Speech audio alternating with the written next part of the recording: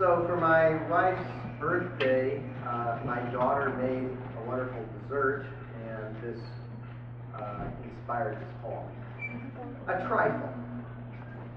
Lying in my bed tonight, I feel that I am weighted down by a trifle. Several servings of it. Chocolate cake, Kahlua pudding, and whipped cream, in layer upon layer upon layer, in a giant goblet at a birthday bash, just crying out for excavation. I thought that I must have my cake, and pudding, and whipped cream, and eat it 2, and 3, and 4. And so I lie awake and contemplate how trifling matters fill us up, and know I wouldn't have it any other way, except perhaps with ice cream too. When it comes to matters of good taste, I am a man to be trifled with, please. My other daughter got married this last August, and this is a true poem about it. For-year wedding. For-year wedding, conventional and unconventional, there were 6 groomsmen dressed in black, but 2 were women. For-year wedding, conventional and unconventional, there were 6 bridesmaids dressed in blue.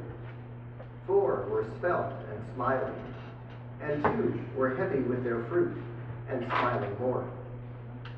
For-year wedding, conventional and unconventional, you wore white, but leather from the high back collar to your hips, embroidered and silver buttoned at the front and laced down the sides, with a flowing silk skirt below.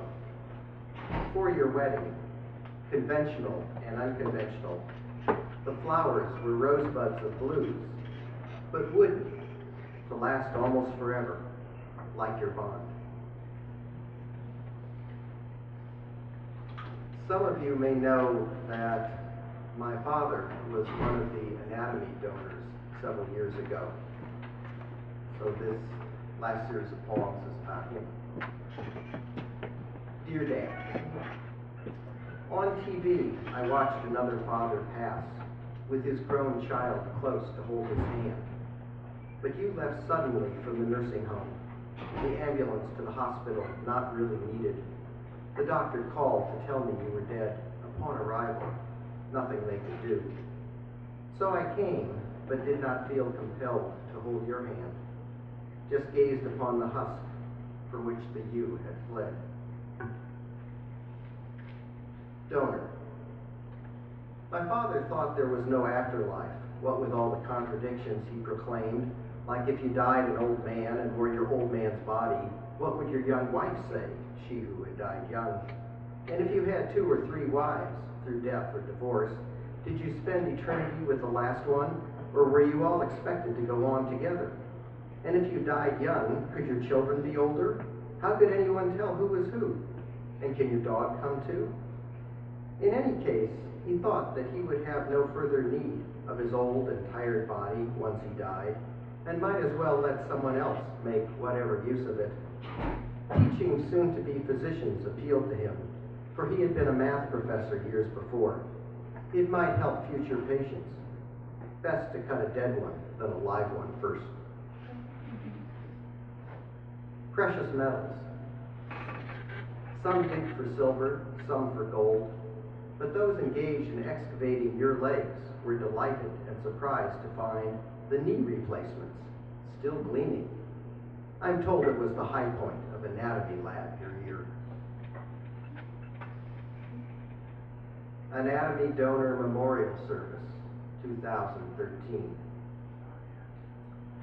Claire, Kevin, Natalie, the white candles, Gertrude, Mary, Arthur, on the table, Miriam, Douglas, Harriet, are lighted, Eugene, Ormond, Lori, one by one, Joanne, Marianne, Charles, as their names, Mary, Gerald, Nancy, are called, Alfred, Norman, Martha, in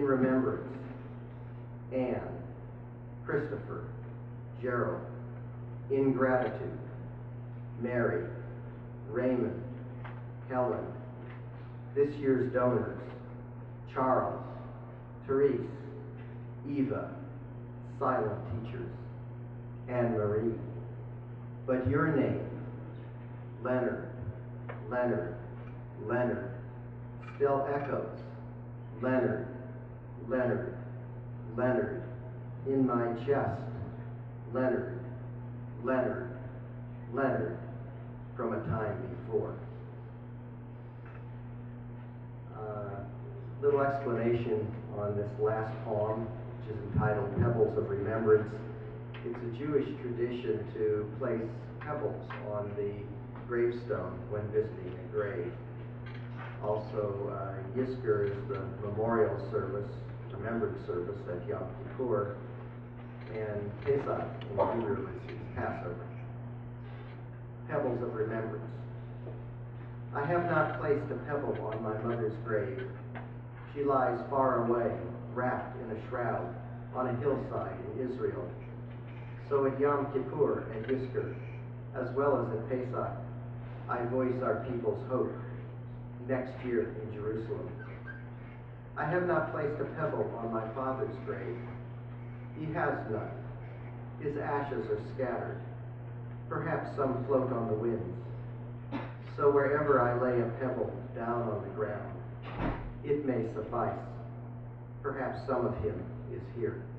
Thank you.